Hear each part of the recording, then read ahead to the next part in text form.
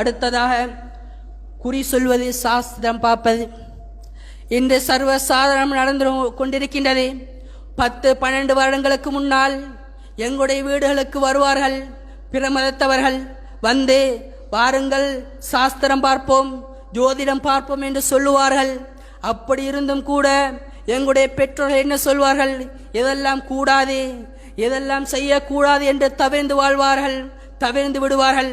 ஆனால் இன்று அப்படியான நிலைமை நவீன மயமுற்றோ இன்று எங்களுடைய போன்களிலே உலாவிக் கொண்டிருக்கின்றது, எங்களுடைய மொபைல் போனிலே உலாவிக் கொண்டிருக்கின்றது. எப்படி தெரியுமா? இன்று அதிகமான உறவுகள் மொபைலிலே போடுகின்றார்கள். 2024 நான் இப்படி இருப்பேன், 2024 நான் இப்படியெல்லாம் இன்னென்ன காரியங்களை செய்வேன் என்று இன்று ஃபேஸ்புக்குகளிலே முகநூலிலே போடுகின்றார்கள். அல்லாஹ்வுடைய திருமறையில் சொல்லுகின்ற பொழுது சொல்லி காட்டினான். எப்படி தெரியுமா? இந்த உலகத்தில் எந்த ஆத்மாவுக்கும் தெரியாது, எந்த ஆத்மாவுக்கும் தெரியாது நாளை எதை சம்பாதிப்பேன் என்று. எந்த ஆத்மாவுக்கும் தெரியாது நாளை எதை சம்பாதிப்பேன் என்று. அப்படி இருக்கின்ற பொழுது எப்படி தோழர்களை 2024 நான் இப்படி இருப்பேன், இப்படியெல்லாம் செய்வேன் என்று சொல்ல முடியும்? அந்த வசனத்தை அல்லாஹ் தொடராக சொல்லுகின்ற பொழுது சொல்லி காட்டுகின்றான். வமா தத்ரி நஃப்சுன் பிஐ அர்லின் தமூத். நாளை எந்த ஆத்மாவுக்கும் தெரியாது எந்த பூமியில் மரணிப்பேன் என்று, யாருக்கும் தெரியாது. நாளை மரணிக்கக்கூடிய எந்த மனிதனுக்கும் தெரியாது. நாளை என்னுடைய ஜனாசாவாக இருந்தால் நான் ஏத்தாளையில் மரணிப்பேனா, அல்லது பிற ஊரில் மரணிப்பேனா, அல்லது தொழில் செய்யக்கூடிய ஊரில் மரணிப்பேனா, அல்லது சொந்த ஊரான கொண்டச்சியில் மரணிப்பேனா என்று என்னால் சொல்ல முடியாத தோழர்களை. அதைத்தான் அல்லாஹ் சொல்லி காட்டுகின்றான். வமா தத்ரி நஃப்சுன் பிஐ அர்லின் தமூத்.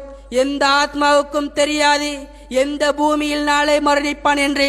ஆனால் இன்று ஃபேஸ்புக்குகளிலே வாட்ஸ்அப்புகளிலே சர்வ சாதாரணமாக ஜோதிடம் பார்க்கின்றார்கள், சாஸ்திரம் பார்க்கின்றார்கள். இதனுடைய பாரதூரம் என்ன தெரியுமா? இதனுடைய பாரதூரம் என்ன தெரியுமா?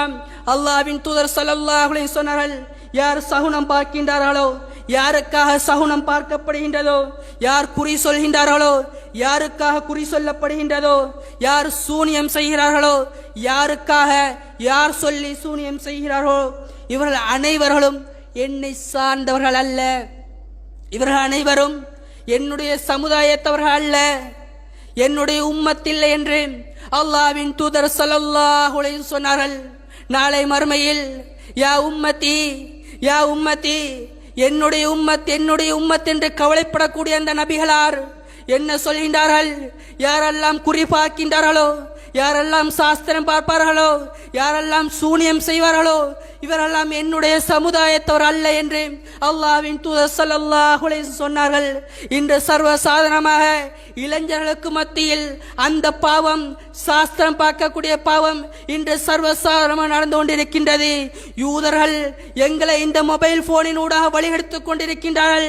நானும் நீங்களும் சிந்திக்க வேண்டும் தோழர்களே. 2024 நான் எப்படி இருப்பேன்?